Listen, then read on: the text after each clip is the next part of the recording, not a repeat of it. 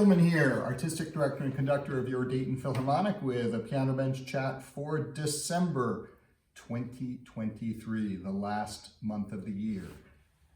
And that was the last notes of the last fugue of the Bach Well-Tempered Clavier, second book.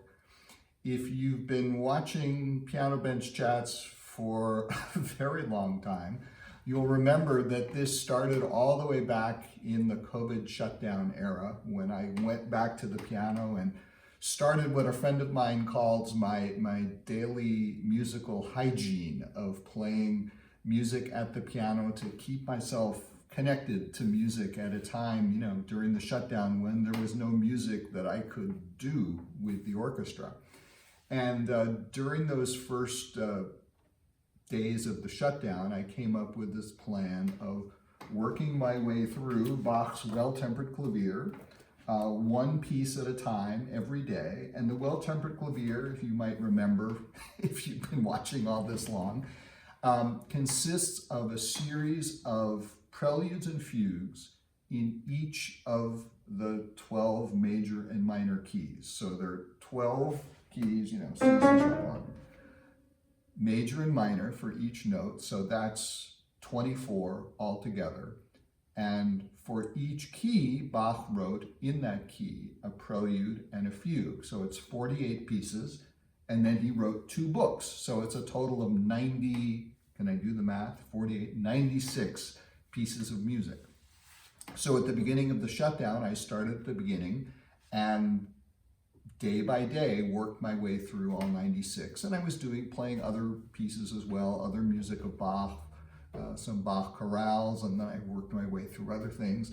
But when I finished the Well-Tempered Clavier, because it really is kind of this Bible of Western music and Western keyboard music, when I got to the end, I went back to the beginning.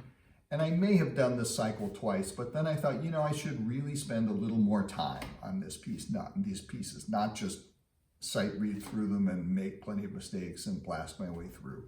So I started a new cycle when I started at the very beginning, and I spent a week on each piece. So that would be 96 weeks, but it actually ended up being longer than 96 weeks because there were some vacations when I wasn't around and wasn't doing a piano. And then last fall, I got COVID, and that sort of knocked me sideways for a few days. And then I got better and just was in incredibly busy period of time in the fall. But recently, in the last couple of weeks, I got back to the system.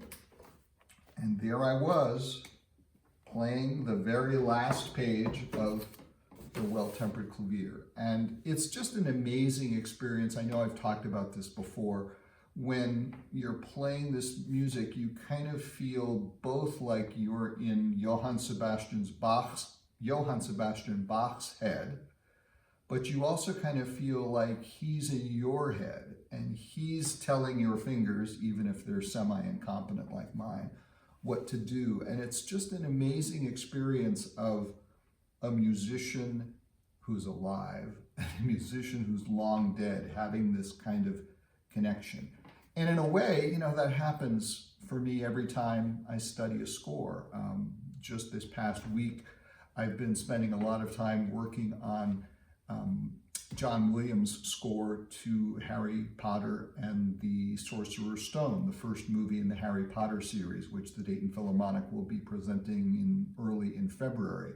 And it's early in December, but I've been working on it for quite some time already because it's a long score, 538 pages, I think, and lots of music to learn, and of course, all the synchronization of the film and the music.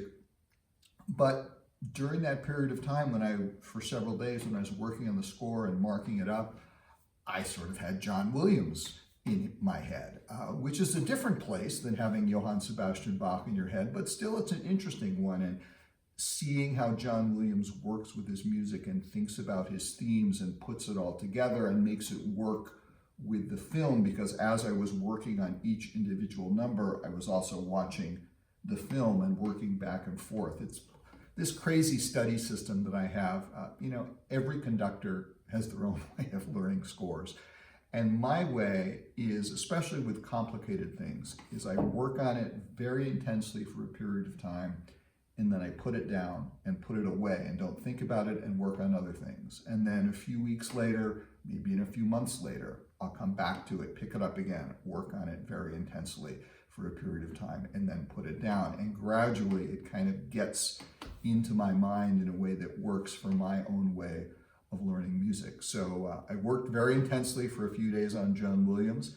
I put him down. I think I'm going to start up again probably tomorrow, working my way through the Harry Potter score again. But that creates this idea of a cycle. And of course, the Bach thing is a cycle too. So you're probably wondering what I'm going to do next. Well, of course, what I'm going to do next would be some stuff for the Dayton Performing Arts Alliance. We have Nutcrackers coming up, and then Messiah, wonderful time of the year, some of my favorite pieces of music, and I hope if you're close by to Dayton, you can join us for one or both or all of those things if you're a real Nutcracker nut like me. Speaking of that, I added up all the times I've conducted Nutcracker with Dayton Ballet since we merged the ballet and the Philharmonic and the opera together to form the Dayton Performing Arts Alliance. And so far, it's exactly 90 performances, which means when we finish this December run, it'll be 98 performances. And then something interesting happens, because this is the last year of the current production of Dayton Ballet Nutcracker. Next year, we'll have a brand new production, new choreography, new sets, new costumes, everything. And our new artistic director, Brandon Ragland, will be assembling that. I know Brandon's working on that right now. So it's really it's been this cycle of Nutcrackers for all these years, and it's coming to an end. And of course, next year, we go back to the beginning of Nutcracker. So what am I going to do now that I'm at the end of Johann Sebastian Bach's Well-Tempered Clavier, Book 2, finishing this cycle that I've been doing for a very long time? Well, if you're someone who knows James Joyce's Finnegan's Wake, and I've never read it, I've read bits of it, you know what happens at the end of Finnegan's Wake. Or if you're like me, a big fan of Stephen King and his Dark Tower series, and I have read the entire Dark Tower series, I've not read Finnegan's Wake. But you know what's going to happen when I get to the end of the Well-Tempered Clavier, and it's this. We go back to the beginning. Have a wonderful month of December. As my Aunt Fritzy used to say, happy, happy everything.